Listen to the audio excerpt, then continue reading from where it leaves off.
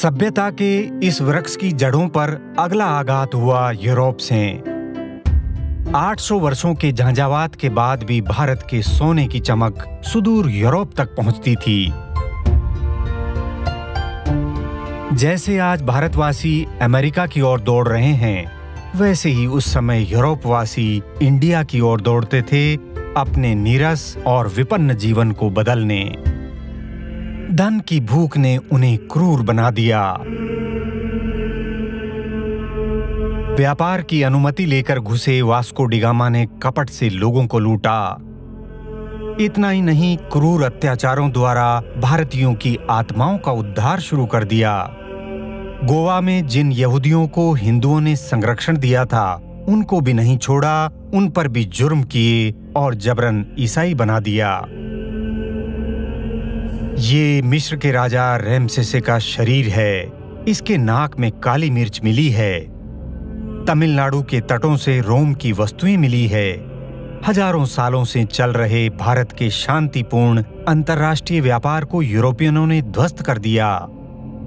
भारतीय जहाजों को नष्ट करके जहाज उद्योग पर कब्जा कर लिया। पहले पुर्तगाली और डच आए और फिर आए अंग्रेज। मुगल साम्राज्य बिखर गया था। मराठा साम्राज्य की जड़ें जमी नहीं थी। उत्तर पश्चिम से आक्रमण हो रहे थे।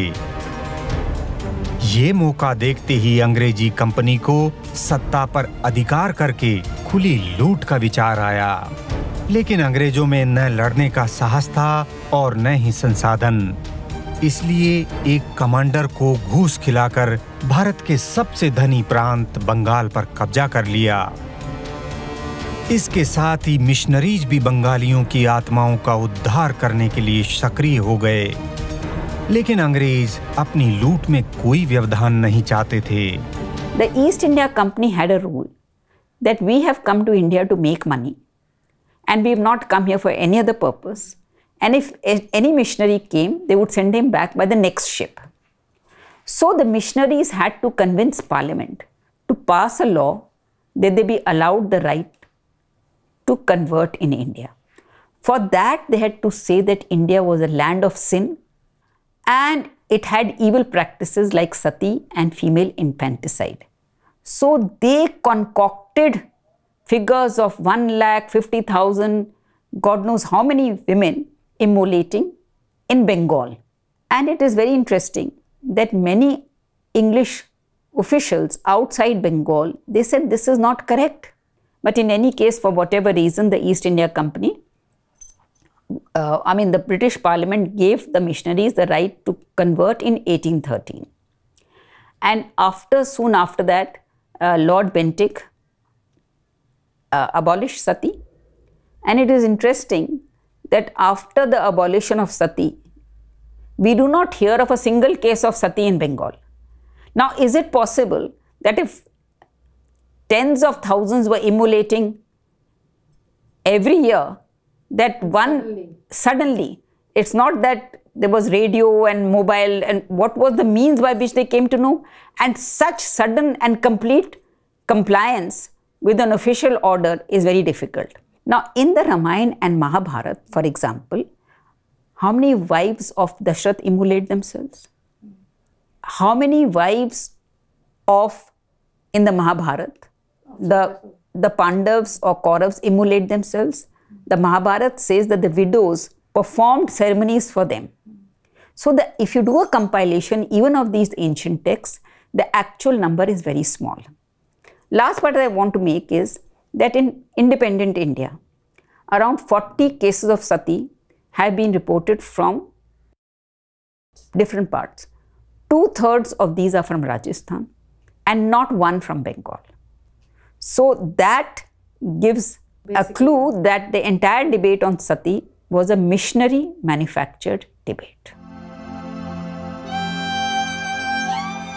भारतीय समाज की हर बुराई का कारण हिंदू धर्म है। ये मान्यता भारत में आज भी पाई जाती है। आज भी वर्ण व्यवस्था, जाति व्यवस्था, दास प्रथा और अमानवीय व्यवहार सबको केवल हिंदू धर्म में ढूंढा जा रहा है। जबकि दास प्रथा विदेशी थी वर्तमान जाति प्रथा भारत में सब रिलीजनों में है। निम्न जाति का मुसलमान या ईसाई उसी जाति का कहलाता है। अमानवीय व्यवहार पूरे विश्व में हमेशा था और है। केवल वर्ण व्यवस्था हिंदुओं में थी, वैदिक और श्रमण दोनों में। सन्यासियों का कोई वर्ण नहीं होता, लेकिन महावीर व बुद्ध स्वयं को क्षत्रिय कहने में संकोच नहीं करते थे। हिंदुओं की हर व्यवस्था उनके सृष्टि विज्ञान के आधार पर बनाई गई थी। वेद में वर्ण व्यवस्था सृष्टि रचना का विज्ञान है। सर्वव्यापी चेतना ने विश्व तो पैदा किया, लेकिन उसमें सब कुछ साधारण था। असाधारण उत्कृष्टता या विभूतियां पैदा नहीं हो सकी। तब ब्रह्म ने क्षत्र इस वृत्ति का उपयोग करके इंद्र, वरुण, सोम, रुद्र जैसी विशेष शक्तियां पैदा कर दी। ब्रह्म वृत्ति से अग्नि पैदा कर दी। वैश्य वृत्ति से वसु और मरुत आदि गण पैदा कर दिए। शूद्र वृत्ति से पोषण करने वाली ये परम सुंदरी माता पृथ्वी पैदा हुई है। और विष्णु के सारे अवतार इसी की रक्षा करते हैं।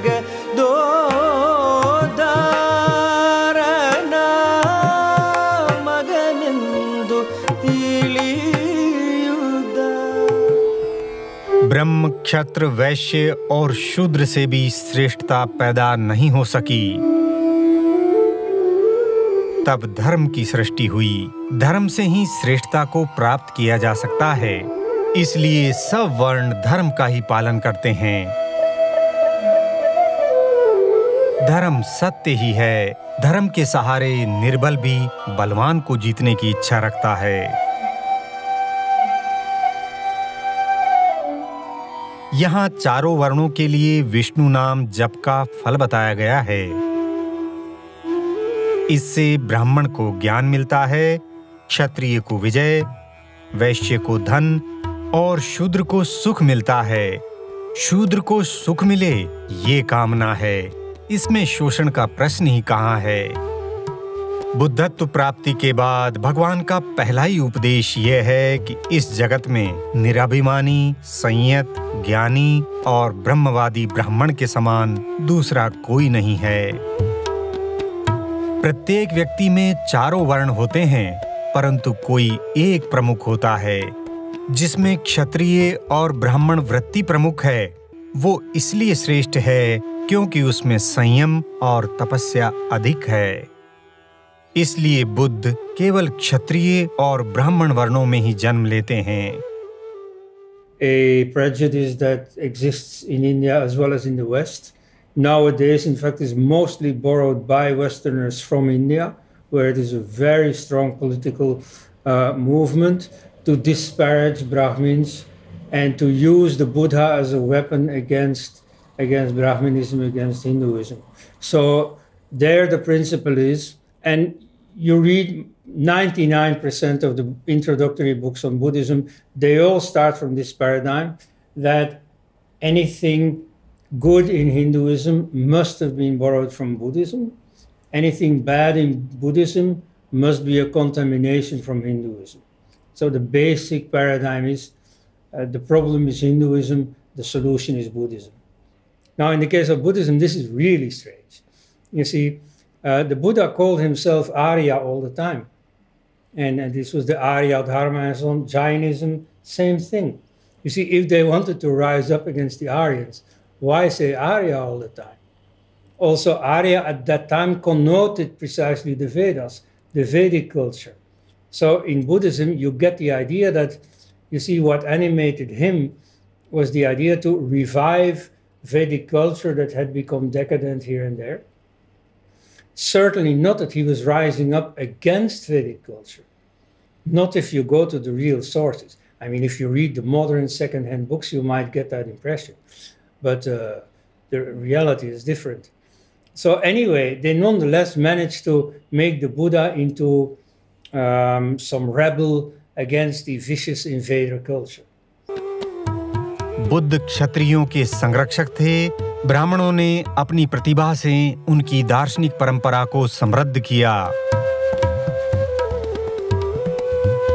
वैश्यों ने उनको बहुत दान दिया और शूद्रों ने बहुत सेवा की, संयमी बनकर पुनः आदर पाया।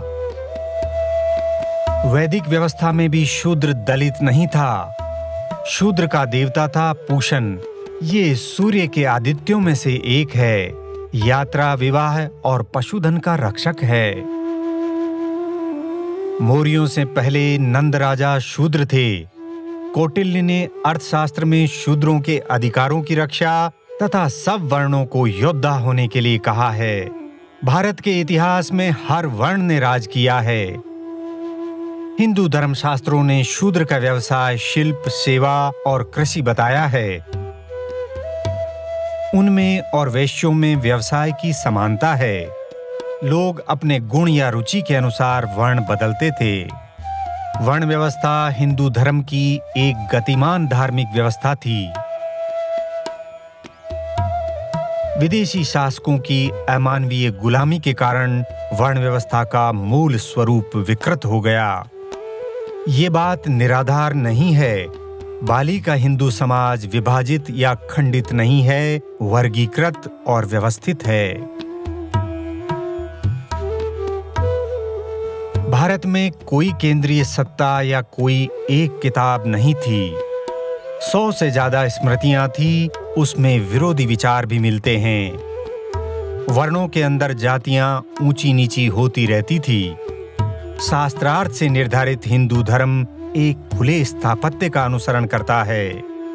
हिंदू धर्म मूलतः ऋषि मुनियों से प्रचलित धर्म है। ऋषि अनेक थे, ऋषि का कोई वर्ण नहीं था, कोई जाति नहीं थी। वेदों के कई ऋषि उस समाज से आए थे जिन्हें आज अंत्यज माना जाता है। ब्राह्मण ग्रंथों के भी सभी रचयिता ब्राह्मण नहीं थे। ऐतरेय ब्राह्मण के लेखक ऐतरेय, कवश, ऐलूश या जबाल वर्ण व्यवस्था से बाहर के लोग थे। रामायण के लेखक निम्न जाति में जन्मे थे। पुराणों के प्रणेता और प्रवक्ता ब्राह्मण नहीं थे। विश्व का सबसे विशाल ग्रंथ लिखने वाले भगवान व्यास निम्न जाति की कन्या की संतान थे।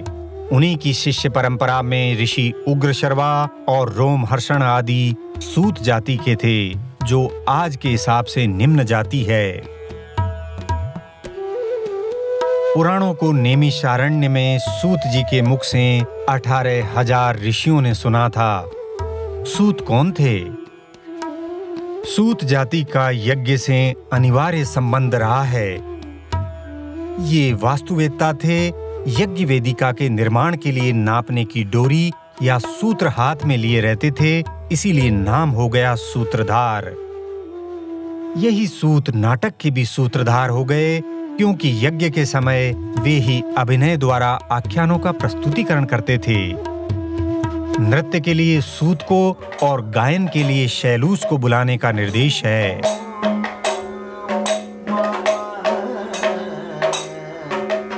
सूत महाभारत और रामायण का भी मंचन करते थे। सूतों की बहुत प्रशंसा है।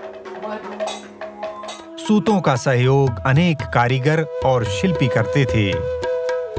नाटक में काव्य, संगीत, नृत्य, चित्रकला और मूर्ति कला का समावेश है। इसीलिए नाट्य शास्त्र सब कलाओं का रस शास्त्र है। यज्ञ और उसके साथ नाट्य एक वृहद आयोजन होता था। इसमें सभी जातियां जुट जाती थी। विभिन्न नृत्य शैलियां कथानकों से भरपूर रही है। कथक का अर्थ है कथा का कथन। यज्ञ और मंदिरों के विनाश ने कथक को कोठों पर और जातियों को निम्न अवस्था में पहुंचा दिया। यज्ञ से लेकर मंदिर तक और जन्म से लेकर मृत्यु तक हर जाति एक दूसरे की पूरक रही है। आज जेनेटिक अनुसंधान ने सिद्ध कर दिया है कि भारत की निम्न और उच्च जातियां एक ही है। बाबा साहब अंबेडकर ने कहा था कि ब्राह्मण और अस्पृश्य एक ही जाति की संतान है। फिर अमानवीय व्यवहार कहां से आया? वो आया ग्रीक, अरब, तुर्क और अंग्रेजी शासन के प्रभाव से। अमानवीय व्यवहार की प्रेरणा दास प्रथा है और दास प्रथा भारतीय नहीं, विदेशी थी। अभी हाल तक दासों को यूरोपवासी जानवरों की तरह चिड़ियाघर में रखते थे। उनके बच्चे हमेशा के लिए उनसे दूर बेच दिए जाते थे। उनके परिवार नहीं हो सकते थे। वे जानवरों की तरह खरीदे, बेचे और मारे जा सकते थे। छोटी छोटी गलतियों पर हाथ पांव काटे जाते थे। एक बाप ने काम पूरा नहीं किया तो उसकी बेटी के हाथ पांव काटकर उसको सौंप दिए। ये लाचार सुन्न नजरों से उन्हें देख रहा है।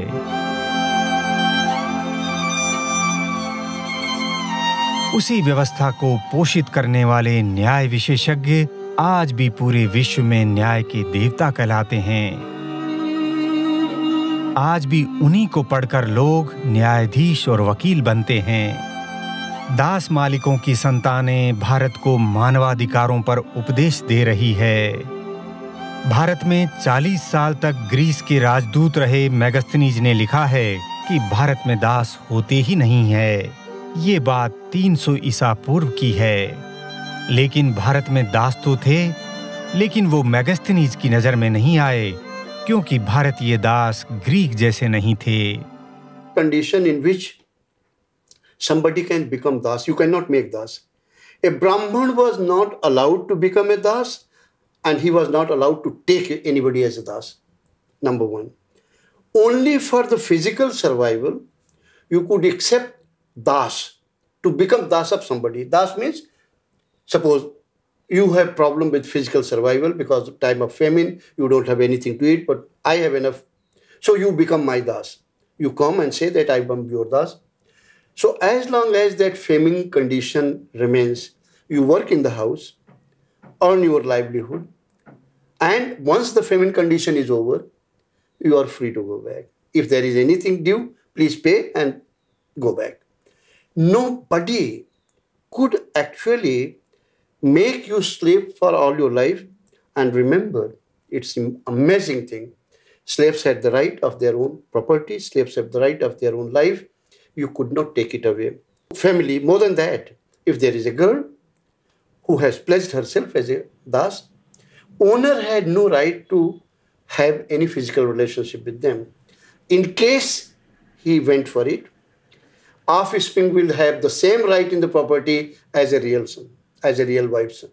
That kind of rights were given and protected, and more than that, Kautilya rights, Manu right, that if suppose food has been made ready, suddenly some guests drop in, so you have to adjust within that food.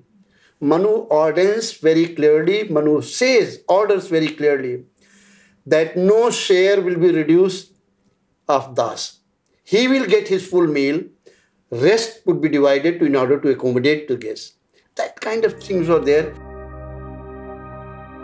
तीसरी सदी ईसा पूर्व से Greek पश्चिम भारत के राजा बनने लग गए। शूद्रों के साथ निम्न व्यवहार के नियम तब ही बनना शुरू हुए हैं। आगे चलकर हिंदुओं को दास प्रथा के तुर्की और अंग्रेजी संस्कार मिले। शरिया के राज में हिंदुओं की सब जातियां दासों की ही तरह अपमानित होती थी। अंग्रेज भारतीयों से कुत्तों के बराबर व्यवहार करते थे। अफ्रीकन दासों के समान ही भारतीयों को भी निम्न कोटि की नृजाति समझते थे।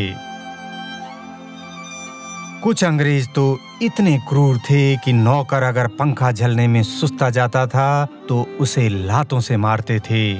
प्राय ऐसी मार से लोग मर जाया करते थे।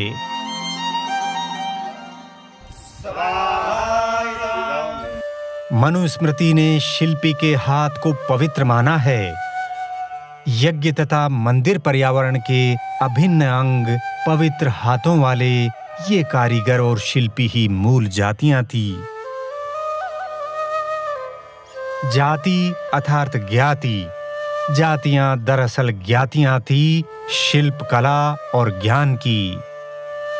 लेकिन इनमें बहुत बदलाव और विकृतियां आई है।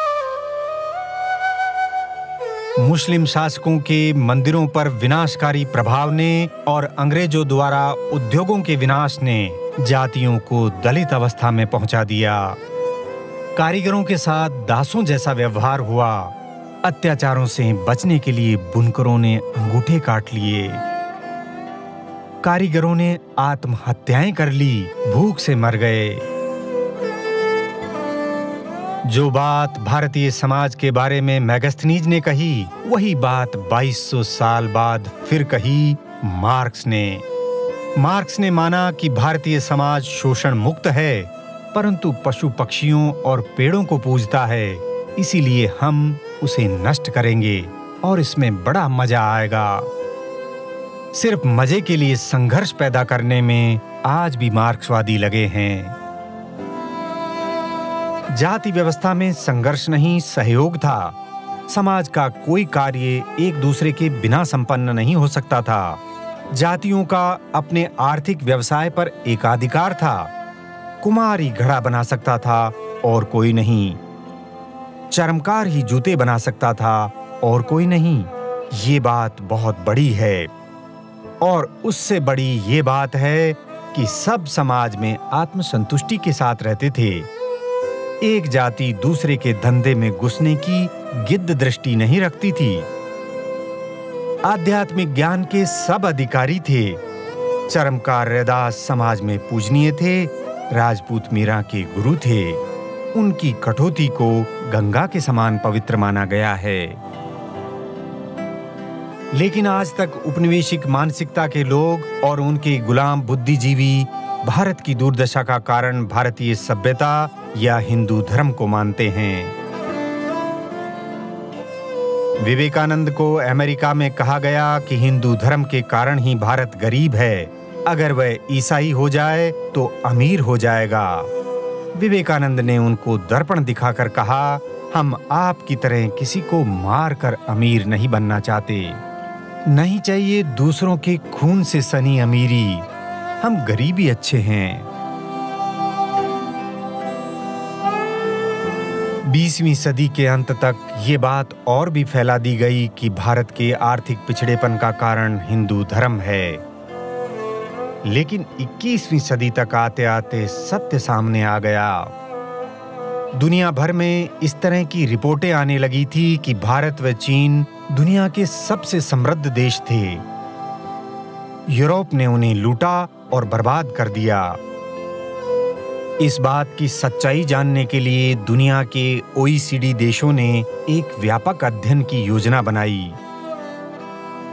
प्रोफेसर एंगस मेडिसन की अध्यक्षता में एक टीम गठित की गई। उन्होंने विश्व GDP का इतिहास लिखना शुरू किया। जब रिपोर्ट आई तो पूरा विश्व स्तब्ध रह गया। 34% हिस्से के साथ भारत विश्व का सबसे धनी देश रहा है, वो भी 1000 वर्षों तक बिना किसी को लूटे। विश्व इतिहास में दूसरा उदाहरण नहीं है। मुस्लिम लूटों और अशांति ने उसे दूसरे स्थान पर धकेल दिया। ब्रिटेन ने जब उसे लूटना शुरू किया, ठीक उससे पहले वह 24.5% हिस्से के साथ प्रथम ही था। 1800 में उसकी संपत्ति 20% हो गई, 1830 में 17% रह गई, 1880 में 8% और 1900 में सिर्फ 1.7%। सभ्यता का महल भरभरा कर गिर पड़ा।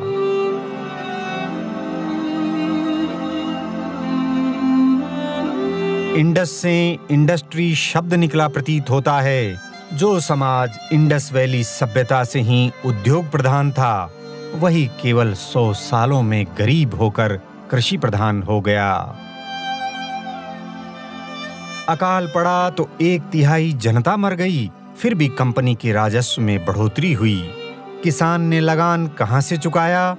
किसानों ने हजारों पीढ़ियों का घर का सोना बेचकर लगान चुकाया। भारत के किसानों के घर का वो सोना आज भी लंदन की चमक बढ़ा रहा है और हमारी सरकारें उस दुर्भाग्य से किसानों को निकालने का प्रयत्न कर रही है।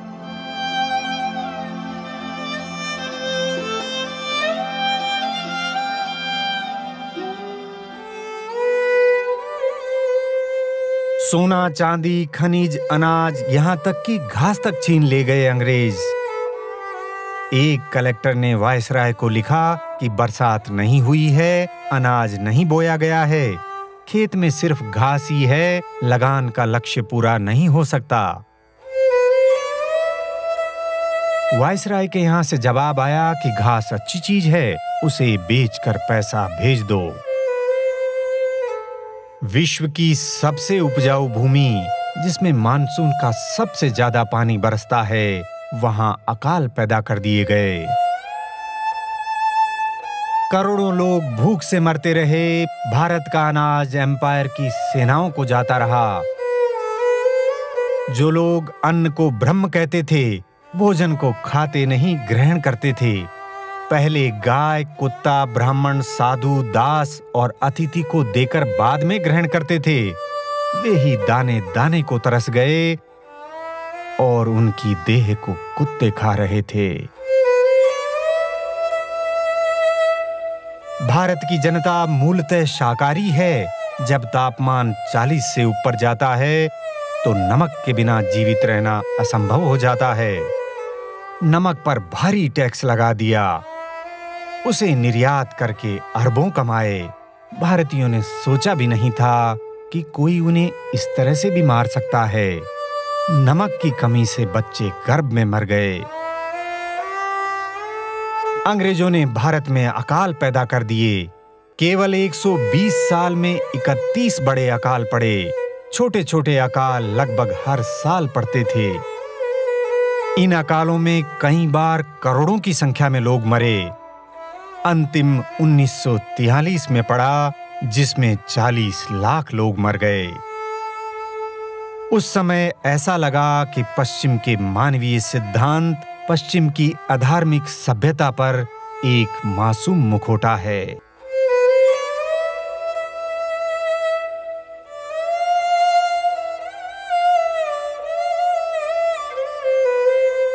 लेकिन उस समय पश्चिम के कई वैज्ञानिक और दार्शनिक भारतीय ज्ञान के प्रति आदर का भाव रखते थे। Today such people are not produced anymore because now everybody in the West is being put on guard against Hinduism. You see, now it is this infiltration by these Hindu nationalists who are really fascists, and be careful. And you see, you find that, for instance, in any writings nowadays about the Aryan invasion debate, even on genetics, which nowadays is so much talked about, people who have really no knowledge, no understanding of Indian politics, nevertheless, they know just enough to be alerted against any sign of Hindu nationalism, and so they sort of tailor their findings, at least the presentation of their findings, so as not ever to benefit any Hindu nationalist project. And so that translates into more and more people being anti-Hindu. And even if they borrow effective Hindu knowledge, or what was originally Hindu knowledge, you see, either they deny it is Hindu, or they just simply don't talk about it. Sometimes they even don't know about it. पृथ्वी का हर भाग सुंदर और अद्वितीय है। धरती के पर्यावरण का प्रभाव मानव के आचार और विचार पर पड़ता है। इसीलिए सब भागों में रहने वाले मानवों की एक अद्वितीय सोच रही है। सबकी अद्वितीय वैचारिक पहचान मानवता को विविधता और सौंदर्य प्रदान करती है। भारत की एक अद्वितीय पहचान यहाँ धर्म की विचारधारा रही है।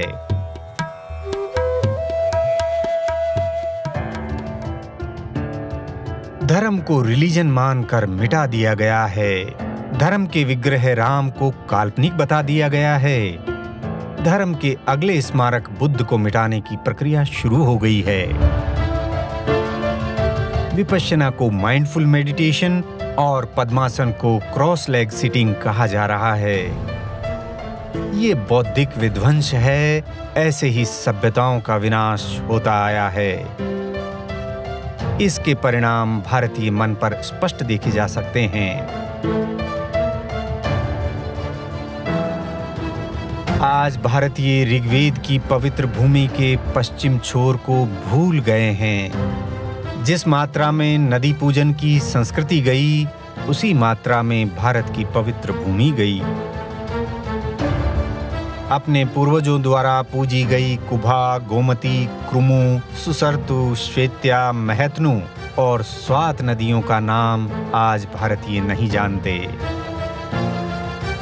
जिस पर हिंदू और हिंदुस्तान नाम पड़ा, वो सिंधु अब भारतीयों के ध्यान में आती नहीं।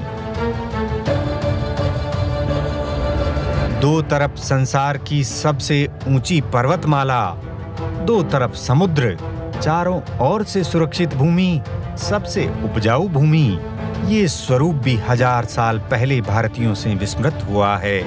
तभी तो सिर्फ 2 दर्रों की रक्षा नहीं कर पाए। भारत विभाजन की विचारधारा आज भारत भूमि पर आकर बैठ गई है। भविष्य के विभाजन की तैयारी हो चुकी है।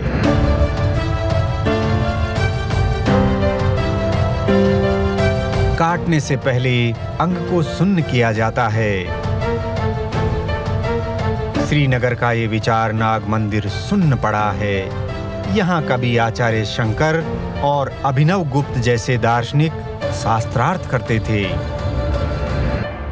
तो सृष्टि के आरंभ से ही वाद था ही, क्योंकि उपनिषदों में कहा गया कि एक परम पुरुष था, उसने अपने आप को विस्तारित करना चाहा तो 2 भागों में अपने आप को विभाजित कर लिया उसी ने। तो 1 से 2 जैसे ही होंगे तो वाद और संवाद उनमें हो जाएगा। तो उतनी ही परंपरा पुरानी है वाद की, और उसको फिर हमारे यहाँ बहुत दार्शनिक आयाम के साथ में देखा गया कि वाद की क्यों आवश्यकता है, क्योंकि जो बौद्धिक विमर्श है उसके लिए तो आवश्यकता है ही। तो संस्कृत ही एक ऐसी भाषा है जिसमें कि डिबेट को लेकर के शास्त्रीय ग्रंथ लिखे गए, डिबेट की जो थ्योरी है उसको लेकर के कई ग्रंथ लिखे गए, और न्याय दर्शन तो पूरा वाद शास्त्र ही है, जिसको हम अंग्रेजी में कहना चाहें तो फिर डिबेटोलॉजी कहेंगे, क्योंकि दूसरी भाषा में तो इस तरह का कोई शब्द ही नहीं है। हमारे यहाँ तो वाद शास्त्र शब्द हो गया, वाद पूरा एक अलग चिंतन का प्रस्थान ही हो गया। तो गौतम मुनि ने न्याय सूत्र में जो 16 कैटेगरीज बताई हैं, प्राण, प्रमेय, संशय, प्रयोजन, तर्क, सिद्धांत, अवयव, छल, जाति, निग्रह, ये जो 16 पदार्थ हैं, इनका अभ्यास करता जाए तो मुक्ति प्राप्त हो जाती है। तो उनकी जो सारी 16 कैटेगरीज हैं वो सब वाद की ही कैटेगरीज हैं। तर्क है, उसमें अनुमान है, अनुमान में पंचावयव वाक्य होता है। तो बहस जब करते हैं तो पंचावयव वाक्य कैसे बनेगा, प्रतिज्ञा हेतु, उपनय, दृष्टांत और निगमन, इनसे हम तर्क करते हैं।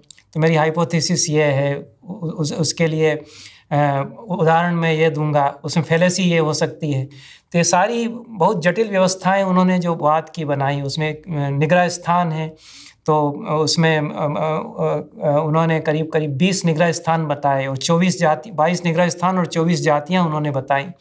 तो गलत उत्तर प्रतिवादी यदि देता है तो उसकी पहचान कैसे होगी, उसकी सारी कैटेगरीज उन्होंने बताई। तो ये वाद शास्त्र हमारे यहाँ विकसित किया गया। उसके द्वारा ऋषियों ने, हमारे चिंतकों ने बताना चाहा कि बहस को भी हम उपयोग कर सकते हैं समाज को ऊंचाई पर ले जाने के लिए और संवाद में परिणत करने के लिए, क्योंकि जो वाद है, सच्चा वाद तभी होगा जब वह संवाद में परिणत होगा, और संवाद में परिणत होगा तो हमको मुक्ति की ओर ले जाएगा, क्योंकि चित्त पवित्र होकर के 2 लोग आपस में एक दूसरे को समझते हैं तो अंडरस्टैंडिंग पैदा होती है, वह हमको संस्कारित करके और मुक्ति की ओर ले जाती है। तो ये एक बड़ी संपन्न परंपरा है। विचार नाग के विनाश से वाद और तर्क की सांस्कृतिक निरंतरताएं समाप्त हो गई। बौद्ध संघ में जब कोई धार्मिक विवाद सुलझता नहीं तो वे मतदान करवाते थे। धर्म का रथ गणतंत्र के पहिए से गतिमान होता है। धर्म, तर्क और योग का अनंत आकाश देकर मानव चेतना को मुक्त करता है। रिलीजन मानव चेतना को बिलीवर और नॉन बिलीवर में खंडित करता है।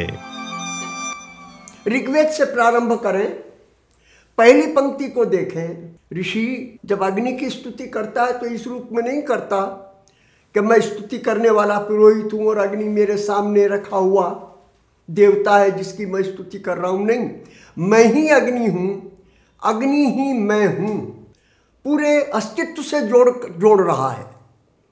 और फिर उपनिषद ने इसकी व्याख्या की कि जो इस तादात्म्य को, इस एकत्व को जान न सकेगा वो शोक और मोह से मुक्त नहीं हो सकेगा। यस्य सर्वाणि भूतान्य आत्मेव भूत विजानत है तत्र को मोह है कै शोक है एकत्वम अनुपश्यत है। जिसने इस एकत्व को देख लिया उसको मोह भी नहीं रहेगा, शोक भी नहीं रहेगा। ये बात उपनिषद में आई, वेद के बाद गीता पर आ जाएं, सर्वः वासुदेवमिति, ये सब कुछ वासुदेव ही है।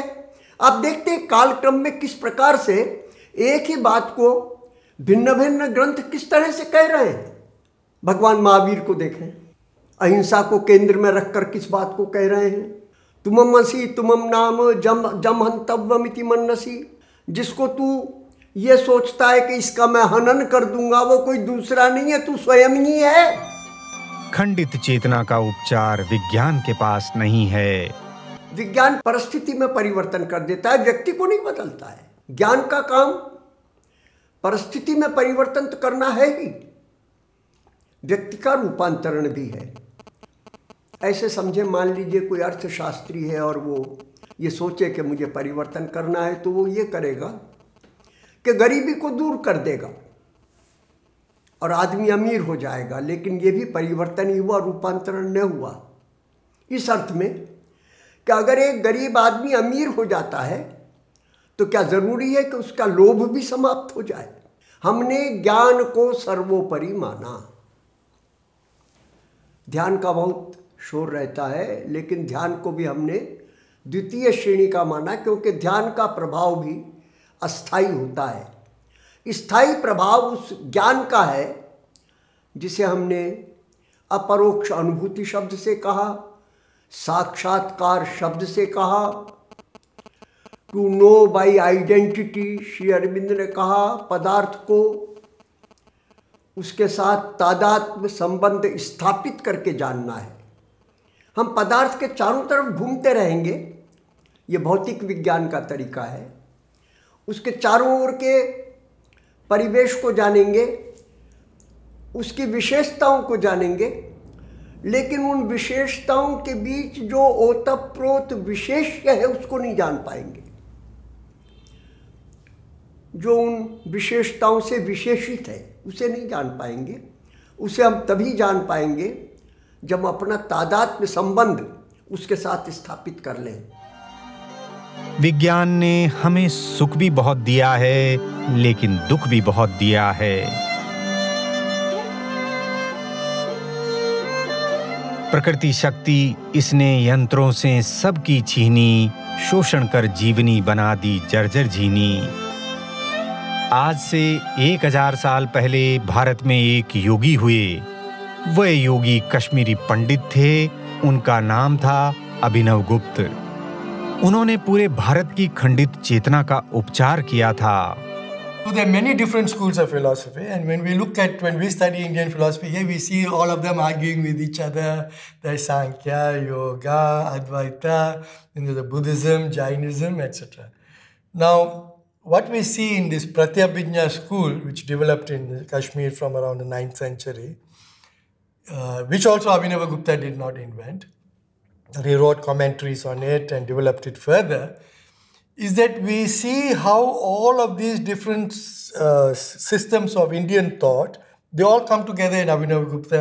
He hierarchizes, gives a certain hierarchy to them. And then he also brings in schools which are Buddhist schools, different Buddhist schools, especially Buddhist logic, and then Jainism, etc. So he studied with many different teachers. So we get a certain vision of Hinduism, Hindu philosophy, which is very complete. He had done it so well that he had a huge influence on late Buddhist developments in Kashmir, Tibetan Buddhism is very influenced by Abhinavagupta subsequently, a tradition which they were arguing with, but in a very friendly way, in a very peer-to-peer way. So Abhinavagupta, as I said, he brings many things which we are not able to fit together, how they relate to each other. He is able to bring together. After reading him, you see actually a kind of a harmonious vision of this diversity. That's why I began by quoting Sir Christopher Bailey saying that Hinduism didn't exist. because they cannot see the relations. But when you want to, if you want to start doing such a thing, with Abhinavagupta, you start with this, you get this kind of an integral vision.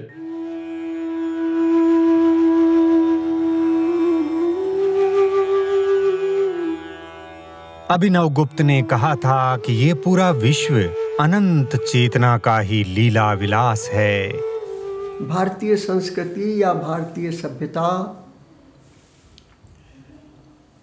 के केंद्र बिंदु को हम देखना चाहें, उसकी अजरता अमरता के रहस्य को हम समझना चाहें, तो 2-4 बिंदु हैं। पहला बिंदु है समस्त विश्व एक है, यत्र विश्वम भवत्येक नीडम, वेद का मंत्र है। ग्लोबलाइजेशन की बहुत चर्चा होती है, लेकिन ग्लोबलाइजेशन का सबसे पहला उल्लेख मंत्र में, वेद मंत्र में है। ये जो सीमाएं बनाई हैं मनुष्य ने बनाई हैं, प्रकृति में सीमाएं नहीं हैं। ये पहली बात है जिसको भारतीय मनीषा ने समझा। दूसरी बात,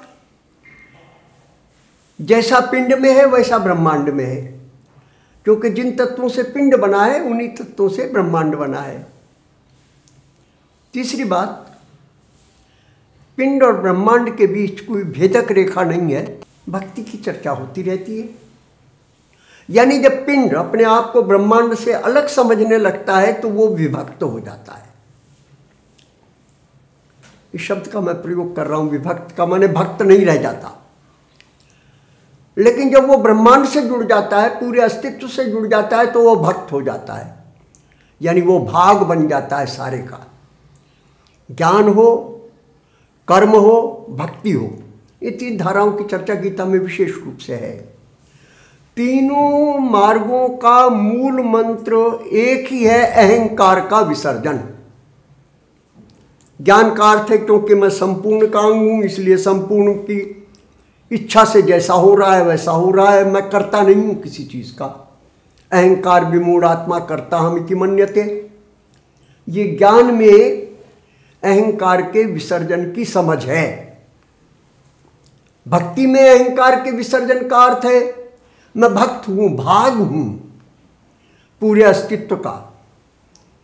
पूरे अस्तित्व की इच्छा में मेरी इच्छा समर्पित है।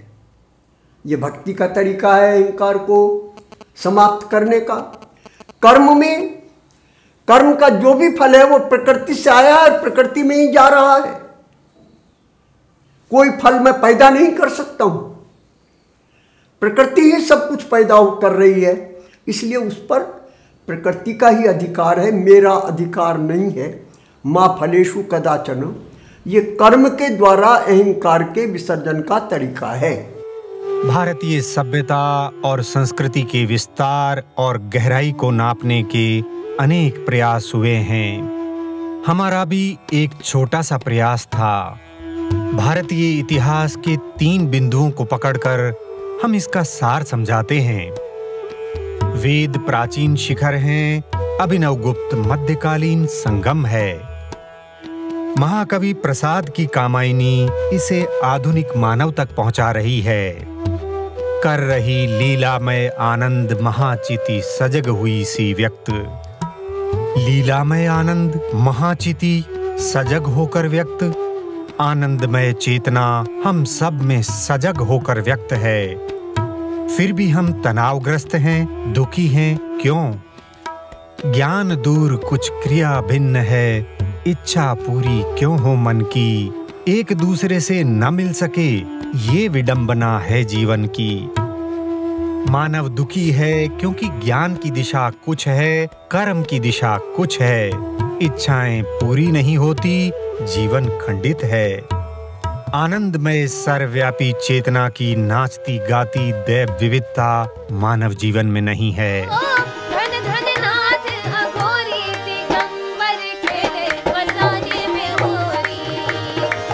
विविधता के बिना वाद नहीं, तर्क नहीं। तर्क के पतन से समाज में सत्य का नाश होता है। दैव विविधता मिटाने वाले इस देश में विविधता की मांग कर रहे हैं, तर्क का ऐसा अधोपतन नहीं देखा। देवता प्रकृति की ही शक्तियां हैं। दैव विविधता मिटाने वाले इस धरती पर जैव विविधता के संरक्षक बने हुए हैं। पाखंड की ऐसी पराकाष्ठा नहीं देखी। एक ही ईश्वर सत्य है, वो भी केवल हमारी किताब वाला। ऐसे विचार पूरे विश्व में प्रबल हैं। इनके 50-50 देश हैं। ये भूमंडलीकरण का युग है। अंतर्राष्ट्रीय स्तर का प्रशिक्षित नेतृत्व और अपार विदेशी धन इनके साथ हैं। श्रेष्ठ और संगठित मीडिया इनके साथ है। अनंत चेतना की विविध विभूतियों को पूजने वाला एक भी देश नहीं है। जैव विविधता का संरक्षण करने वाले तो अनेक संगठन है, परंतु दैव विविधता का संरक्षक कोई नहीं है। आनंद का रस पैदा करने वाली दिव्य कलाएं हमारे जीवन में नहीं है।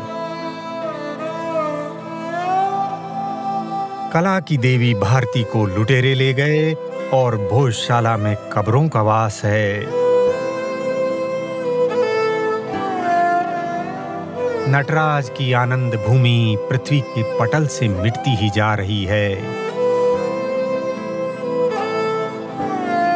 वो दिन दूर नहीं जब भारत अपने लिए 5 गांव मांगेगा और जवाब सुई की नोक वाला आएगा। उठो भारत, भारत माँ कौरव समुद्र से घिर चुकी है। सोचो पर सोचते ही मत जाओ, एक निश्चय कर खड़े हो जाओ। संसार निरंतर चलने वाला देवासुर संग्राम है। साधु मत बनो भारत, योगी बनो। योगियों की स्मृति स्थिर रहती है, वे भूलते नहीं है। उनकी रीढ़ में जागृत भुजंगनी रहती है। कहते हैं नागिन अपनी चोट को नहीं भूलती। हे भारत, तुम अपनी चोटों को तो भूल ही गए, स्वरूप को भी भूल गए। आदि योगी भारत के स्वरूप को कभी नहीं भूलते। उन शंकर को याद करो। 8 वर्ष की उम्र में घर छोड़ा, 16 वर्ष की उम्र में ज्ञान के अधिकारी बन गए। 32 वर्ष की आयु में देह त्यागने से पहले भारत की 3 बार प्रदक्षिणा की। वे इस उत्तर पश्चिमी भाग में नहीं जा पाए, वह आज भारत में नहीं है। आक्रमणों की आंधी में धर्म उड़ नहीं जाए, वे गांव-गांव में पुजारी और मंदिरों के पत्थर रख गए। भारत माता की कोई चुंदरी न उतार ले, वे 4 कोनों में 4 मठ रख गए हैं। उन्होंने अकेले ही बिना खून बहाए, बिना घृणा फैलाए भारत का संगठन किया। मात्र तर्क और वाद के बल पर। भारत वाद और विचार की संस्कृति थी। आज की तरह उस समय अहंकारी व हठधर्मी बुद्धिजीवी नहीं थे। इसलिए हारने वाला अपने शिष्यों के साथ जीतने वाले का शिष्य हो जाता था। आज शंकर प्रकांड पंडित मंडन मिश्र से शास्त्रार्थ करने की तैयारी कर रहे हैं।